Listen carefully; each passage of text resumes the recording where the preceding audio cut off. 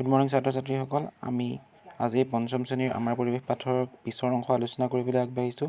আগত আমি জৈৱিক উপাদান আৰু অজৈৱিক উপাদান কি জৈৱিক উপাদানবিলাকনো কোনবিলাক অজৈৱিক উপাদান কোনবিলাক তাৰ ওপৰত আলোচনা কৰিছোঁ তাৰ বিষয়ে তোমালোকে অলপমান আগৰ ভিডিঅ'টো চাই ল'বা এতিয়া তাৰ পিছৰ অংশ জৈৱিক উপাদান বুলি ক'লে আমি কি বুজো জৈৱিক উপাদান বুলি ক'লে যোনবিলাক জীৱ আছে সেইবিলাকে হ'ল জৈৱিক উপাদান উদ্ভিদ প্ৰাণী আৰু অণুজীৱ হৈছে আমাৰ পৰিৱেশৰ কিছুমান জৈৱিক উপাদানৰ উদাহৰণ এতিয়া উদ্ভিদ বুলি ক'লে আমি কি বুজো আমাৰ চাৰিওফালে থকা গছ গছনি হয় সেইবিলাকে আমি উদ্ভিদ বুলি ক'ব পাৰোঁ ইয়াতে লিখা আছে চোৱা উদ্ভিদ হ'ল প্ৰাকৃতিক পৰিৱেশৰ মুখ্য উপাদান এইখিনি তোমালোকে লাইন বাই লাইন চাই যাবা মই পঢ়ি দিম তাৰপিছত মই তোমালোকক বুজাবলৈ চেষ্টা কৰিম তাৰপিছত ইয়াত কি কৈছে উদ্ভিদ হ'ল প্ৰাকৃতিক পৰিৱেশৰ মুখ্য উপাদান প্ৰকৃতিত কেৱল উদ্ভিদেহে নিজৰ খাদ্য নিজে প্ৰস্তুত কৰিব পাৰে নিজৰ খাদ্য নিজে প্ৰস্তুত কৰিবৰ কাৰণে উদ্ভিদৰ এটা গাত এটা পদাৰ্থ থাকে তাক পত্ৰহৰিত কণা বুলি কোৱা হয় আৰু সেই পত্ৰহৰিত কণাৰ উপস্থিতিতে উদ্ভিদে নিজৰ আহাৰ নিজে প্ৰস্তুত কৰিব পাৰে ঠিক আছে উদ্ভিদে প্ৰস্তুত কৰা অতিৰিক্ত খাদ্যখিনি কি হয় শিপা গা গছ কাণ্ড ফল আদিত জমা হৈ থাকে আমি যেনেকৈ কিছুমান বস্তুৰ ফল খাওঁ ধৰি লোৱা গছৰ পাতত লাগে গছৰ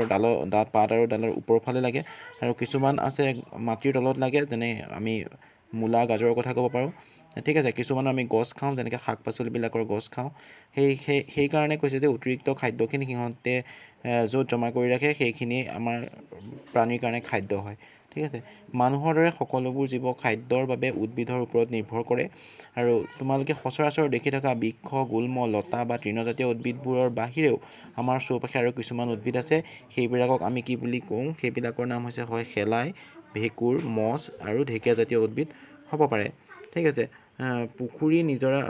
নিজৰা আদিত জেলিৰ নিচিনা কিছুমান উদ্ভিদ দেখিবলৈ পোৱা যায় সেইবিলাকে হৈছে শেলাই এতিয়া পুখুৰী নিজৰা আদিত কিছুমান জেলিৰ লেখীয়া উদ্ভিদ দেখা পোৱা যায় তোমালোকক ইয়াৰ তলত মই এটা ছবি দি দেখাবলৈ চেষ্টা কৰিছোঁ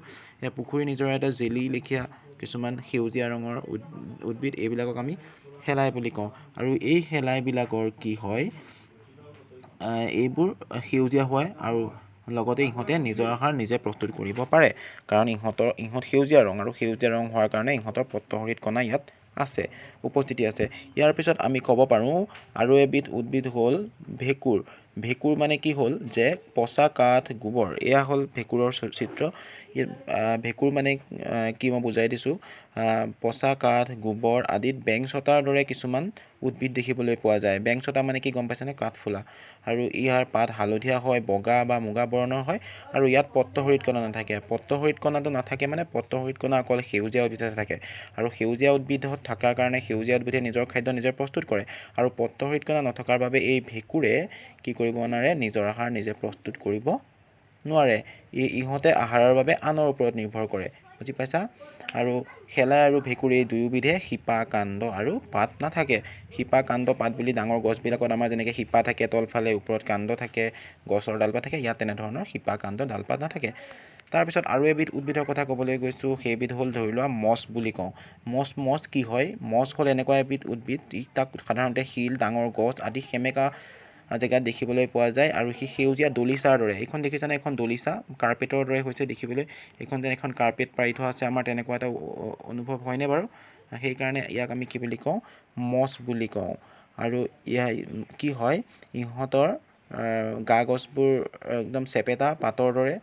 থাকে আৰু সি মাটিৰ লগত লাগি থাকে ইয়াতো তেনেধৰণৰ ডালপাত বৰ ডাঙৰকৈ দেখিবলৈ পোৱা নাযায় এই মাটিত খামুচি ধৰিবৰ কাৰণে কিন্তু চুলিৰ লেখীয়া কিছুমান অংশ সেই মছজোপাৰ তলত থাকে হয়তো তোমালোকে দেখিছা আৰু তোমালোকে খেয়াল কৰিবাচোন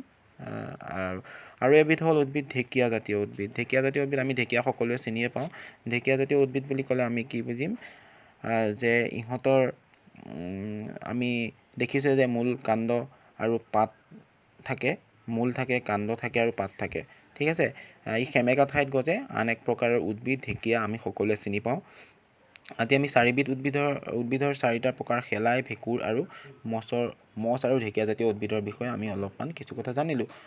ঠিক আছে পিছৰ ক্লাছত ইয়াৰ পিছৰখিনি পঢ়িবলৈ চেষ্টা কৰিম ধন্যবাদ তোমালোক ভালে থাকিবা সাৱধানে থাকিবা